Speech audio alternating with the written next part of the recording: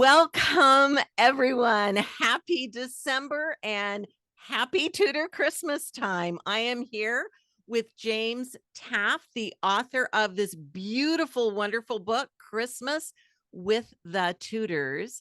And I thought it would be great for us to talk a little bit about Christmas with the Tudors.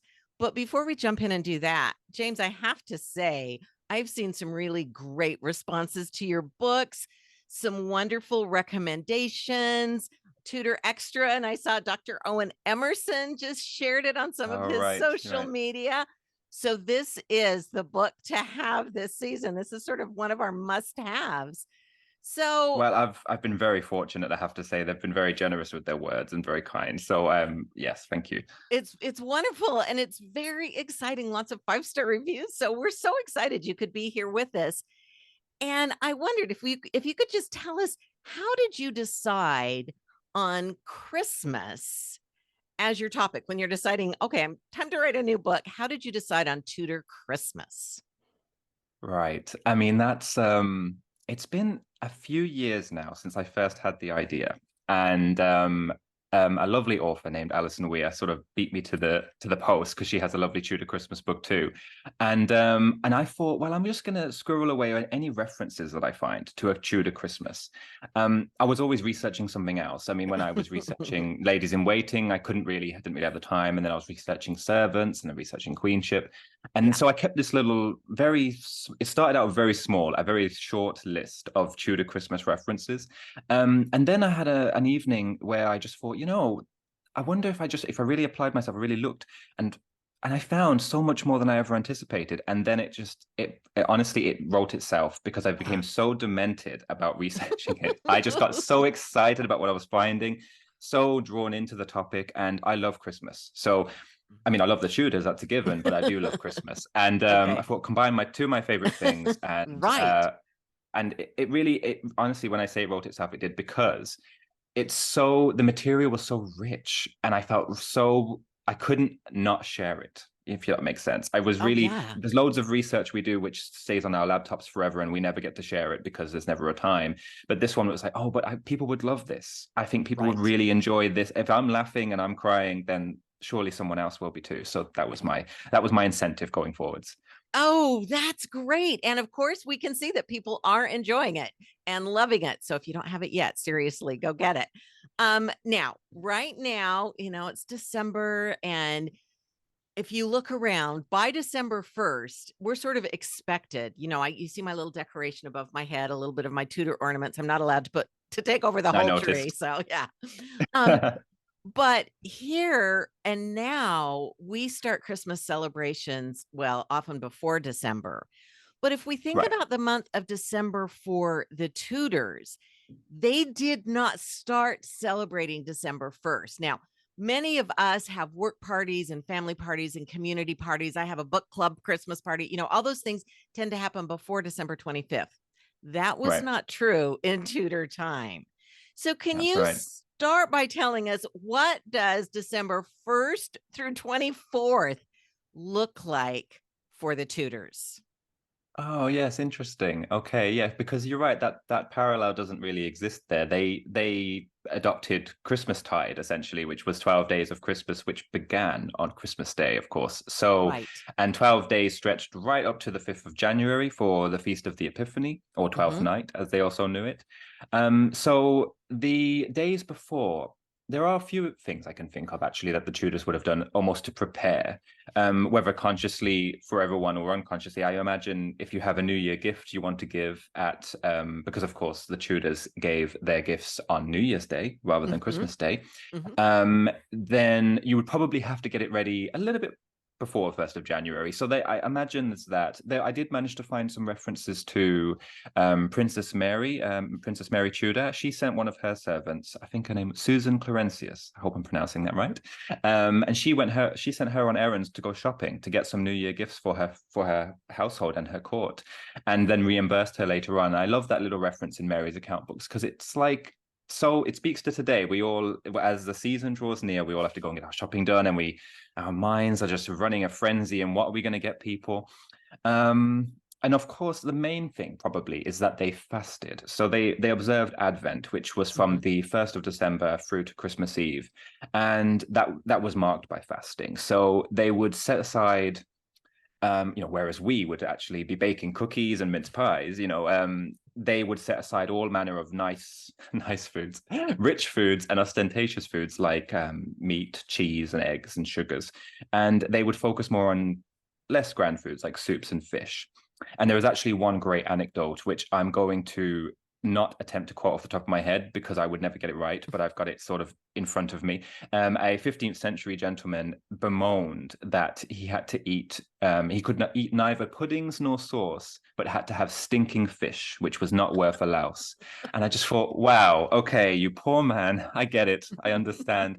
And for 24 days, that's quite a commitment. And they observed it most strictly on Christmas Eve, but it wasn't, in a sense, that was like preparing for Christmas because they were about to have 12 days where their bellies were going to be bustingly full and their appetites were primed because once they broke their fast on Christmas Day, I bet a bit of venison tasted really good, Right. And I bet, the Tudor Christmas pie or mince pie came out, and I just can imagine how they felt. Like, oh, thank God, the sight of something that's actually edible, But yeah, so there's Advent and there's sort of shopping for gifts and things like that. And there's a little trace on maybe the 24th as well, when they attended midnight mass as well.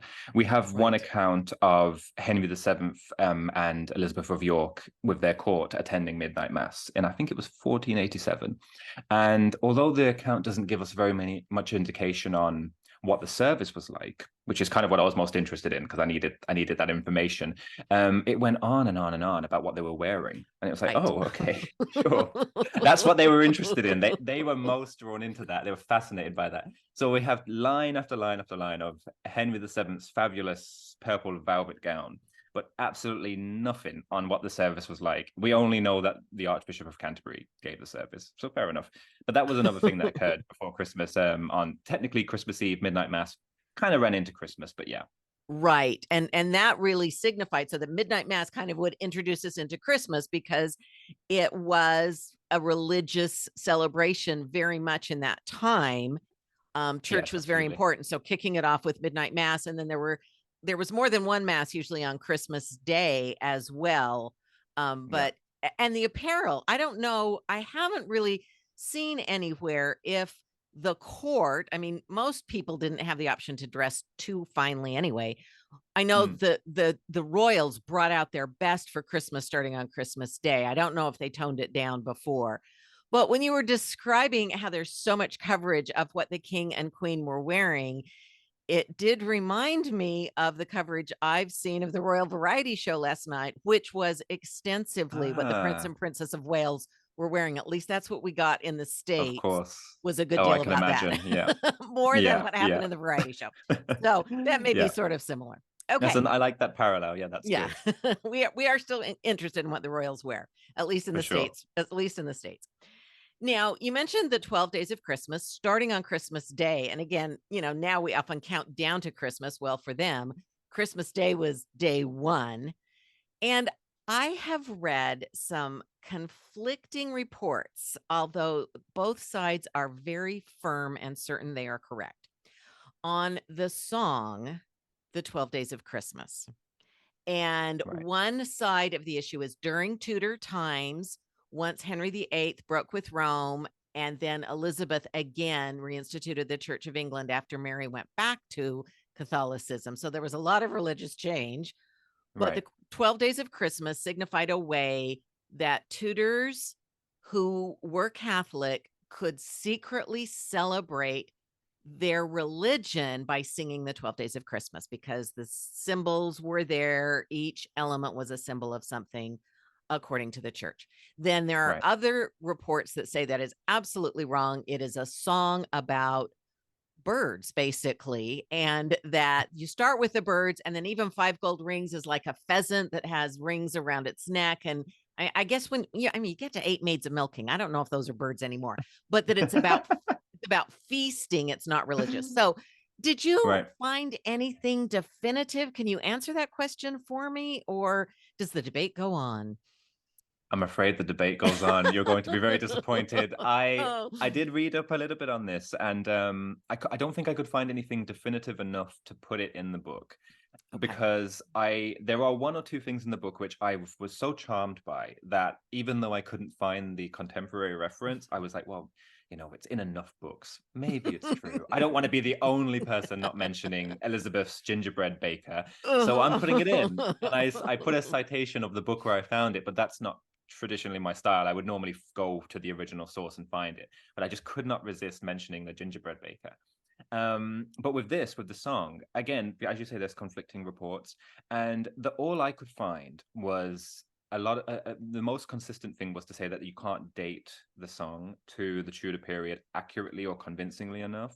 And I did a lot of research into carols and how they Mhm. changed over time, and I did manage to find a fair few carols which were dated to the 16th century. And I don't want to pretend to know her name. I do know her name. I think it's Phoebe Jensen. She's a great scholar on terms of how religious observance changed over the Reformation period. And she mentions how carols become less and less Catholic in a sense Mhm. as you go through the Tudor period, because they became more innocuous, less offensive in the sense, and then that made me think, actually, the 12 days of Christmas, this idea that it was maintained as sort of a secret way of keeping the Catholic faith going, I completely believe it. I actually think it's got to be possible, but I couldn't find a contemporary reference. So Right. and your first point would be to go to Google and it would say the 12 Days of Christmas song dates from 1780, but then you don't Right. know for sure. That there's a reason why this is a debate. So if Right. anyone has accurately identified the origin of the song and when it comes from, I didn't find it. So Okay. All right. I looked too, and so I the couldn't debate find it. goes on. The debate The goes debate goes on on. because it is easy to believe. And Oh the yeah. fact that it was printed 150 years later doesn't necessarily mean it Right, wasn't right. being sung earlier. So, all right. Absolutely. All right. Well, putting the song aside, let's start with Christmas Day. You have mentioned that, at least in the case of Henry VII and Elizabeth of York, they began with a midnight mass. But what does Christmas Day look like? It's not a rush down to tear the wrapping paper off the gifts under the tree. So, what does it Right. look like for the Tudors on the first day of Christmas? Right, yes. The most important thing is that they had three masses. So they would have one at midnight, one at dawn, and one at mid-morning. And these could be held in the Chapel Royal or in their privy closet. So some of them were public occasions, some of them were more private. Generally speaking, though, the evidence that you find of Christmas Day is about them going to mass, Right. specifically on that day. And I think there's is this Christmas Day? I'm struggling to recall if it's exactly Christmas Day, but one of the occasions of Henry VIII going in procession to mass at Mm-hmm. Christmas, and Mm-hmm. he and the Spanish imperial ambassador is Eustace Chapuis is trying to track him down and to catch his ear or catch his eye, and he doesn't manage to do it, which gives you the impression that the hall is just with throngs of people trying to get the king's attention, and Christmas would have been a great time to do that because he would have went to mass 3 times in a day.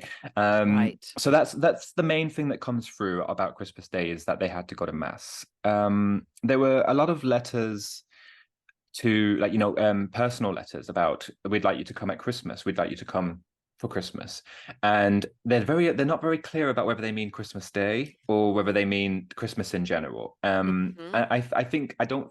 There are definitely a few letters exchanged on Christmas Day between the Tudors, which say, "I wish you a Merry Christmas," something like that. So I do think that they observed the day, Mm-hmm. but interestingly, in the accounts, say for instance of Lady Margaret Beaufort, she Right. gave an offering every day on every feast day, but she also gave an offering on Christmas Day. And on the Mm-hmm. feast days, it mentions the name of the feast day. On the Feast of Holy Innocents, she gave so Mm-hmm. and so amounts of money. But on Christmas Day, it doesn't specifically mention Christmas Day. It just says, on this day, Margaret made this offering. And Mm-hmm. so whether they consciously thought of Christmas Day as the 25th or not, or just the beginning of Christmas tide, is a Right. little bit more obscure. But it is interesting. Church was such an important part. You could now eat more fun food, but church Right. really shaped the day. And we see this definitely at court, but it was also true throughout the country. This is how people experience their lives. And the holy days holidays really did shape their lives very much. And that's important to remember. So that was really very true of Christmas. Now, speaking of religion and church, one of the questions I had, and I love how you address this in the book, is how the Reformation. So I mentioned, Henry VII is Catholic, Henry VIII starts as Catholic, and then he can't get the Pope on side. So then he starts the Church of England, but he's kind of still, there are a lot of changes in the religion. How does this affect Christmas? And you alluded to that a little bit, but can you tell us more about what we see sort of throughout the period? Absolutely, yes. So my initial impression when researching this was that it wasn't impacted very much. And that still is my impression. But there is one way in which it absolutely was impacted, and that was the Mass. So as Edward VI took the throne, his council became increasingly Protestant and wanted to wanted Mass to be heard not in Latin, but in English, and to be told from the Book of Common Prayer. So Catholic Mass was essentially being outlawed throughout the kingdom.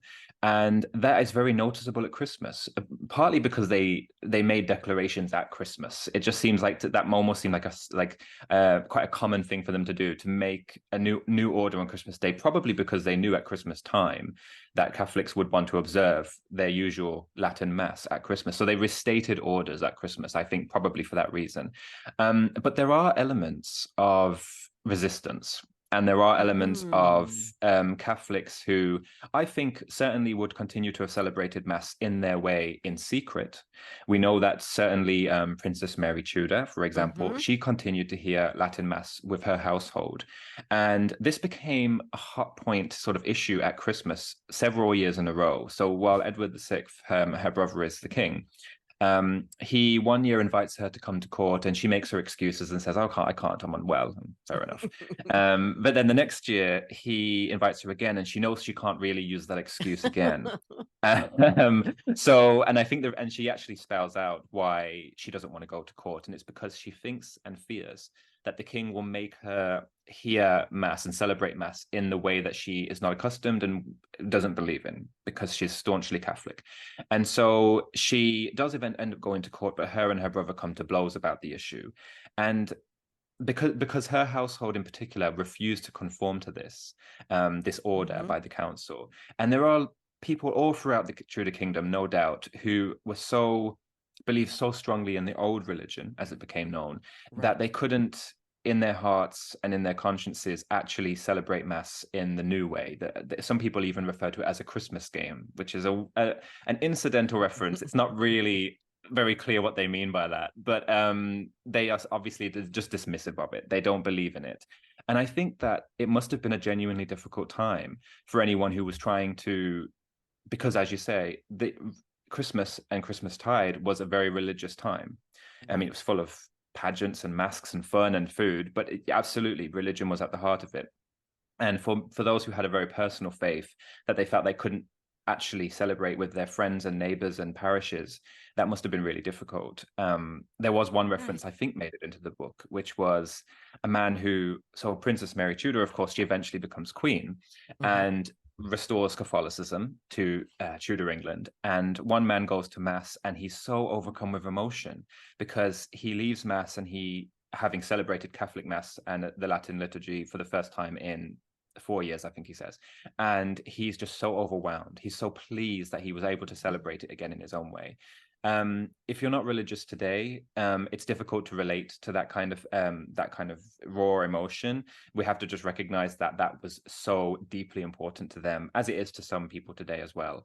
And those sources are so striking and seem to be often, maybe coincidentally, happening at Christmas. And it must be because at Christmas that's when they celebrated Mass perhaps the most meaningfully to them. And frequently, and as you say, in communities, and when you've lost that sense of community because your beliefs are now different, it really shows up at the holidays. That happens to be one of the times that it really can show up, and that it did make it, because I read it the other day in the book. The way Oh, that good. that Okay. man that he was just so emotional about it, and I thought that was really touching. Um, that he was able to, have his beliefs stirred. And then some might have felt by the end of Mary's reign, when Elizabeth restores the Protestant faith, Right. that they may felt that way. I don't know, but it Oh, I'm was a sure. Absolutely. yeah, because it kept changing with the monarch. So it was really interesting to see that. So let's turn to some of the food. Now, talked a little bit about the fasting, which went on, but Christmas meant sort of a no holds barred. I mean, they really went for it in terms of some of the food, and we have incredible records in the accounts of the royal food. And so we know a lot about that. So tell us Absolutely. some of the really over the top kinds of food that were eaten at Christmas. I think what really struck me more than anything was just the amount. There's just so much of everything. My mind just went straight to when you said the crazy kinds of foods. There was noblemen who served their neighborhood, served like they were very hospitable. They were very Mhm. generous to their neighbors. And the Sir William Peters accounts in particular, you have this, I think I even included it in the book, this long list of all these different kinds of meats and birds and things that were going to be served. And it was just like, isn't one enough? One Right. meat, like we've got seven meats now. Come on, it's a little Mhm. Mhm. excessive. That's to me is the most bewildering of what I've read. But also the boar's head, which I think is the one that the Yes. classic one for Christmas, which I particularly wouldn't. I might lose my appetite if I was sitting around a boar's head at Christmas dinner. But of course, the boar's head would have been literally a boar's head, bedecked with sort of bay and rosemary, and it was like a decorated centerpiece, but it was also a course. It was served Mhm. as a course, and it would have stuffed with meat and a mix of sage and thyme. So not totally alien to us, but again, I don't know how many of you and your listeners would have a boar's head today. I I don't think imagine the so. butchers probably don't trade in those anymore. And I know venison in particular was very highly regarded by nobles, and so much so that actually there's a great remark by the Lyells where Lord Lyell says to Lady Lyell, I pray beg you some venison against Christmas. And it's just the way he wrote it was like, oh God, he really wants the venison this year. And he wrote it to her in November, so giving her plenty of time to get it in. Mhm. It harkens back to our conversation about preparing for Christmas. Mhm. Make sure to Mhm. get the venison before it all runs out. But the meats, it's meats and sweet treats. That's, I think, how I put it in the book. That's the combination. So much meat and a lot of sweet foods too. Mhm. So you'll have all manner of meats like brawn and mutton and things like that. But the sweet stuff, really, I mean, I've got a sweet tooth. I love reading about all the kinds of cakes that they made, and Right.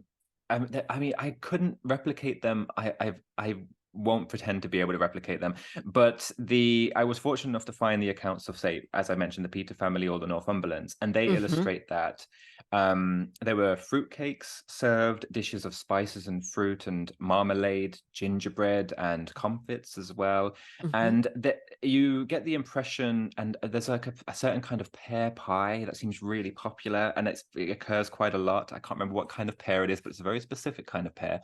Warden pear, I think that just came to me there. I think Mm. that's it. Mhm. Right. So that seems very popular too, especially at the Peters family. They love their Warden pear pies. Um, but and I think the traditional Christmas pie or mince pie as they had it, which Mhm. was made with actual meat rather than as we do today with mince meat. So yeah, there's elements of what you would recognize in the sense that meat is the centerpiece, and they had trimmings and things like that. But Mhm. it's there's what really sticks out from the Tudors is the excess. And I think it's because the Yes. accounts that we have are royal and noble, and they had a Right. responsibility to their sort of neighborhood, and so that their affinity essentially, that they had to support them and show them really open-handed generosity. So it's the amount of food that struck me, and how often, because when you have Christmas dinner and you eat and you're like, oh, I'm absolutely bloated and I need to lie down, I've eaten too much, and you think, could you imagine doing it the next day and then the next day? And it's like 12 days, help. It's a little much. But yeah, so that's what struck me, is the amount of eating rather than the kinds of foods. But I think as well it varied depending on where you were and what level of Tudor society you were at. So mutton would have been Right. much more common as a meat rather than venison. The Mm-hmm. venison was really reserved for nobles and royals because it had to be hunted. You couldn't even really buy it. It was Right. generally given as a gift. Right. And gifts did include food. And so a lot of the records show that right up to the royals, gifts of food, both to and from the king and queen. So things like venison, and their depictions of Queen Elizabeth, who did love sweets, receiving all Yeah. kinds of sweet treats. So speaking of gifts, gift giving day was not Christmas Day, interestingly. So tell us about, because the Tudors were big on exchanging gifts, and we have some just amazing gift rolls that survived from the Tudor period. And so tell us about gift giving, when it happened, and what it was kind of like. Absolutely, yes. So this was probably my favorite chapter to write up, because the material, as you say, is very rich. I have wanted an excuse for years to just pour over these New Year gift rolls. Mhm. They are extraordinary sources because they list who was sending a gift, who was receiving a gift, what the gift was, and sometimes as well which servant was rewarded for bringing the gift. And I mean, my early research was all about trying to figure out who was at the Tudor court, particularly women. So it became very, very useful for that because Mhm. women partook in the exchange of gifts as much as men. And often sources are very men specific and sort of distorted towards the male eye because a lot of the time that's who were writing state papers or who were Right. exchanging letters of business. But women really feature quite heavily in these gift roles, which I really like. And the some of the things that stuck out. So they have a ceremony which they have to exchange gifts on New Year's Day. And in the beginning of the Tudor sort of period, it's very rigid and very sort of awkward. I get this impression that someone comes to Henry VII's door and sort of nudges him awake and says, it's time to get up because we're gonna begin the ceremony now. And he literally just gets dressed, and immediately the ceremony starts, like the moment he's decent. And someone stands at the door and says, the Queen's gift is here, or something like that. And it's like, okay, bring it in. And then before you know it, the rest of the kingdom's gifts are coming in. And you can imagine how much it thrilled the king to have this steady stream of gifts coming in while he's standing there in his nightie or something. But then later on in the reign, it becomes a little bit more informal and a little bit less rigid, but no less sort of special and no less sort of an occasion for the Tudors. And some of the sources I found give this a lot of the impression of anxiety about, have I given the right gift? How is it being received? Particularly when it's given to a king or a queen. And some of the more human letters that come across were very much talking about, I hope that they receive the gift well, or I hope that they like this gift. And others soliciting people at court for their help in deciding what would Elizabeth I like, what would Mary I like, what would Henry VIII like. And the gift rolls are fantastic for providing us with some of the more memorable gifts. So there was, a leopard given to Henry VII, a lion. I think Elizabeth I got a lion. Exotic animals were particularly popular, and then and often they gave gold too. So it's such variety in the gifts. I think that the Tudors expected to have something that had a little bit more thought put into it, and rewarded sort of gave greater rewards to those people who did, and recognized that. And as I think as well, one of the things that really struck me was that the Tudors seem to get more gifts than they gave. They seem to give a lot of Mm. standard plate, which never really quite became. So the Tudors profited from the New Year gift exchange, which really surprised me. I thought, well, considering they're the ones who are the most rich, they Right. should give the most away. But I think it was Neil Salmon who wrote his thesis, and he has a little section where he explains that essentially Henry VIII makes a profit, and Hmm. the increasingly more and more people are giving gifts to the king as you go through the reign. He really sort of kicked the tradition off essentially and really put it into overdrive. Yeah. That's what he's all about, right? Right. Well, that's true. Yes, that's very Henry VIII for sure.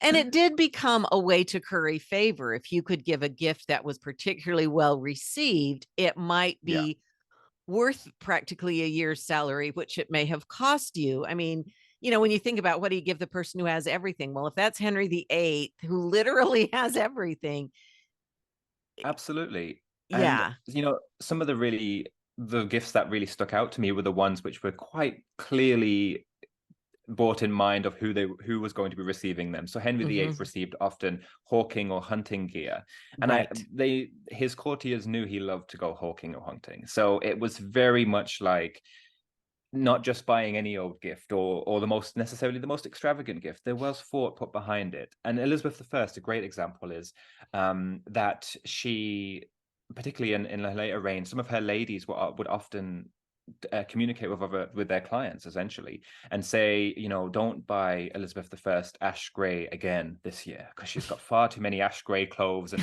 while she used to love that color, she doesn't want to look at it anymore.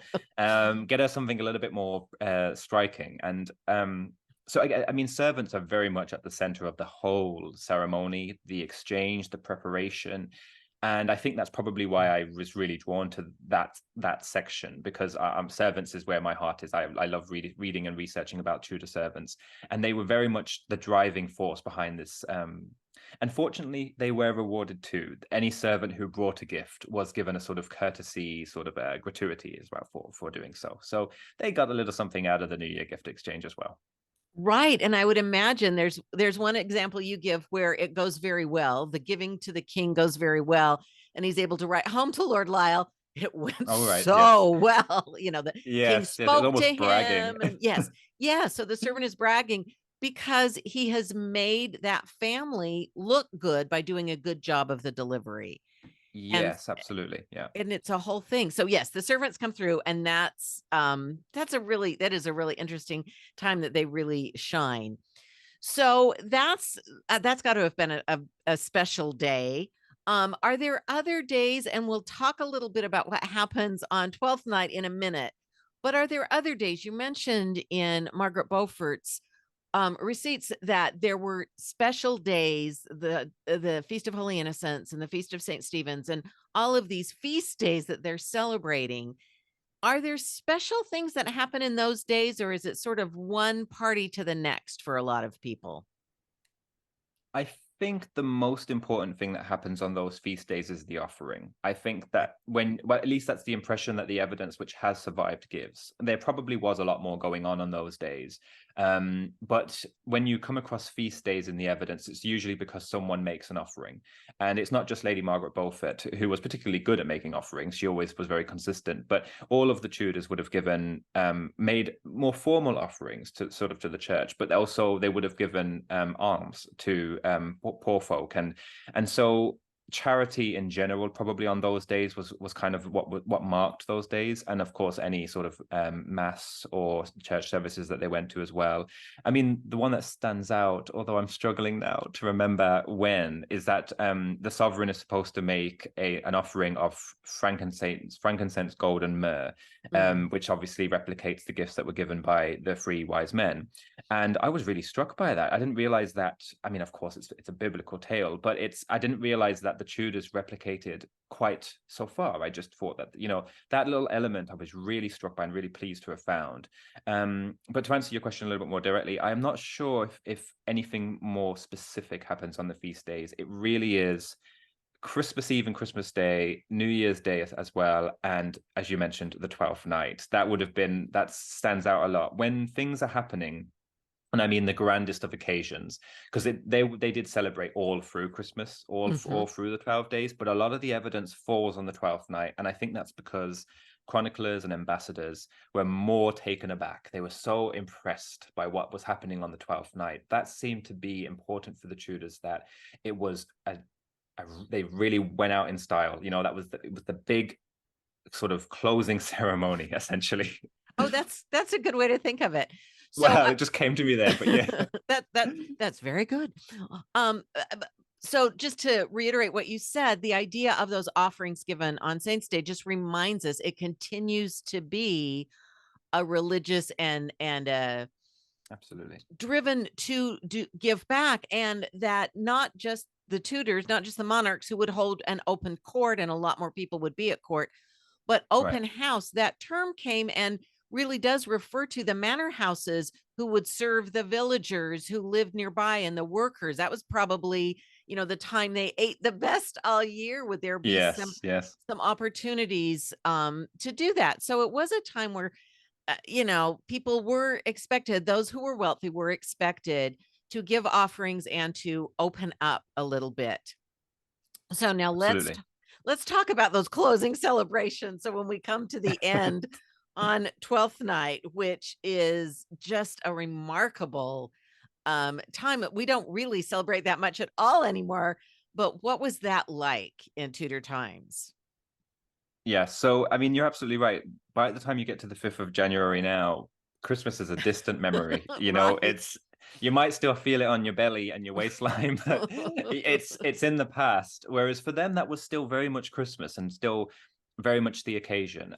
The way I understand Twelfth Night is that it's Christmas, but it just sped up to it's cranked up to 100. It was like the best pageants, the biggest and most exciting events like masks and tournaments. The most distinguished guests would come on Twelfth Mhm, Night. Usually in the mhm. accounts, it seems like the Tudor royals are entertaining important dignitaries on the 12th night. It seems like that was more of a given, which makes me think of New Year's Day as being more of a family occasion because gifts were sort of, there wasn't any Mm. visitors. But then again, well, did they celebrate together?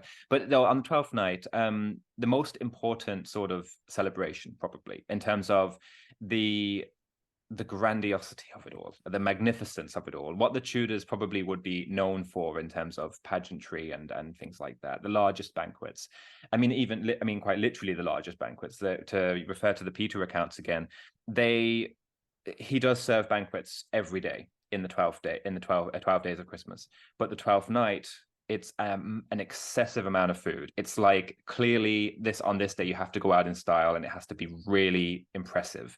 And gambling too. Gambling seems to be very popular on Twelfth Night, I've noticed. Mm. So as particularly, I think it was the Earl of Northumberland's accounts where it makes a point about how we must prepare a table with a candlelight and things like that, specifically for cards and dice on Twelfth Night. And the way it's worded is it makes it clear that this is important to end the Christmas season. It's to break up Christmas or something like that. And you mentioned about keeping the hall and keeping open house. This would be the Mhm. last day that they would do that. And because I think it marked the end of Christmas, it was like going out with a bang. And so, yes, the accounts of, say, chroniclers, ambassadors, those more sort of meaty accounts that we have that survive, they seem to fall on the 12th night. And Mhm. whether that's a coincidence or not, I don't know. But it seems like that was the most that where the entertainments were really quite grand and really the most impressive. And I think that's really interesting just because that is something that is so different now. It sort of is the lead up to Christmas, which is the big, and then, maybe a little bit again on New Year's Eve, which is a big, but then like you say, by the 2nd of January, you're back at work.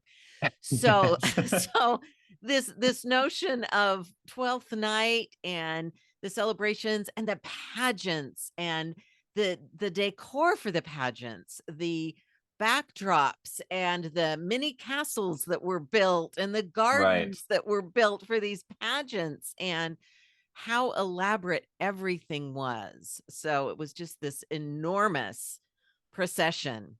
All Mhm. right. So then how does everybody sort of get back to work? How does this kind of come to an end? This Yes. big, wonderful closing ceremonies. And then what happens over the next couple of days? Hangovers and, you know, Yes.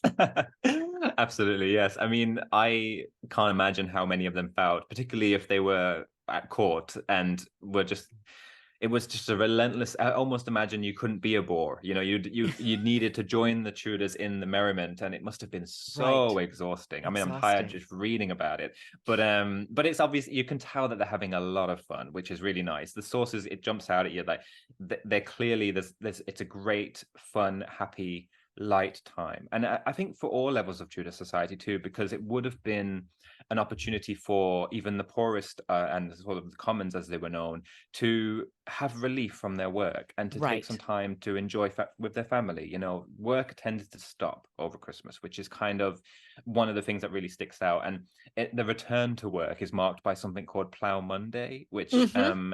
I didn't find very much on, but what I did find essentially was really strange customs. Like, I won't describe them all. I'll leave that little tidbit for the because it's very, I don't even think I could recall it. It's so bizarre. My brain is telling me that's not quite right. But one of the things that they did was they dragged a plow which had rested in a church beforehand and had been blessed. They dragged it through the streets and collected money, essentially, because probably to alleviate the costs of the Christmas season that they just celebrated. But that was marked by that occasion, and it was a ceremonial occasion, but it was about ordinary life resuming, because they would go back to work on the plows, back to the toil of their jobs, and back in the fields, you know. And so that was one interesting sort of thing that I found. I also found a couple of anecdotes about Parliament having to shut down, and whether or not it did shut down on time before Christmas, and much to some courtiers' frustrations when it didn't, Right. and obviously the business of noblemen and women also paused. So when at the end of Twelfth Night, people really just hurried back to work and things resumed as normal, and you do get an impression of that from the sources. Perhaps my favorite source about post Christmas, which is, I'm probably reading a little bit too much into it, but the chronicler Edward Hall records what Henry VIII does quite consistently. And one Christmas, he just happens to mention, he just says, after Christmas. And then he says, the king exercised himself much in hawking, or something like that. And I'm Hmm. like, after Christmas? So, and it just made me think of everyone who runs to the gym because Right. they feel like they've overdone it and overindulged. And I'm like, oh, I'm hearing it. That's what I'm like. And I just thought it's totally a coincidence, because Hall writes in a very dry, very straightforward way, to be honest. He's very descriptive, but he's not sarcastic, really. He's not like humorous, and he wouldn't necessarily point out that Henry had packed on a few pounds over Christmas. But that's how I read it, and I couldn't resist. If the Christmas for the Tudors was overindulgent and excessive and eating far too much, I imagine an athletic Henry, who would have been about 24, 25 when that reference was made, probably felt like he did need to get out and go and do a bit of exercise and get a bit of fresh air after all that. So in a funny way, it does resemble our Christmas today, and where we get a nice relief from work, but then before you know it, we're back to our day-to-day lives and perhaps a few too many pounds heavier. I think that's a great example. And certainly in his early days, Henry was athletic and Mhm. would have wanted to be back in shape right away. And a little extra hawking was probably a Absolutely. good way to do that. Oh, that is wonderful. Oh, these details just make it even so exciting. And one of the things I like to think about with the Tudor tradition of starting on Christmas Day, I think for a lot of us, we work so hard. And if we've got kids or grandkids or special gifts we're making or giving or whatever, and then there is a bit of a letdown, around the 26th or Mm. 27th, well, just go into your Tudor style and you can keep celebrating for several more days. So, um, Absolutely. I highly recommend it. You know, I'm sure you'll be absolutely exhausted, but yes, and probably broke. I mean, yes, but it will be worth it. it would be so fun. Well, Mhm. tell us, speaking of, so now we've ended our Tudor at Christmas discussion. What are you working on now and where can we find you? And I'll put, of course, all of this in the show notes, but tell us a little bit about what you're doing now and where we can find all of that. Absolutely, yes, thank you. So you can find me on social media, generally Twitter and Instagram at the moment, at Tudor Taff. So I don't post very often unless I am suddenly in the throes of research and can't resist sharing something with people, and that happens more often than it should. I think the traditional thing would be to hold things back so that people have something to look forward to, but sometimes I get a bit carried away and I want to talk about something. But at the moment I'm working on what was meant to be my second book before this Christmas book got very distracting and just took over and insisted on being second, which is about serving the Tudors, which is going to be all about what it was like to serve the Tudors. It's a very straightforward premise, and it's covering from Henry VII and Henry VIII all the way to Elizabeth I, their households, their courts, and just the nature of what it was like to serve. So, what was it like to be a lady of the Privy Chamber? What was it like to be groom of the stool, dread to think. These jobs were all very real, and they were, and someone did them all, but there was so much more to their lives than the job that they did because of where they were. They were frequenting the court, the Tudor court, no less. And I'm working on it right now, and I'm hoping it will be out in the summer next year. That all depends on how well my research goes. At the moment, I'm having a bit of trouble getting to the British Library because they're undergoing a cyber attack. I'm just like cancelled several research trips so far trying to get that done. So I might have to delay it, but I'm pretty confident that because of where it's at, that will be available in 2024. Oh, that is wonderful. I can't wait. That just sounds amazing. And yes, you do mention that British Library cyber attack. So that has, I know, slowed a lot of things down. Right. But hope all gets resolved soon and you can get back and we can all Yes, I get mean, back.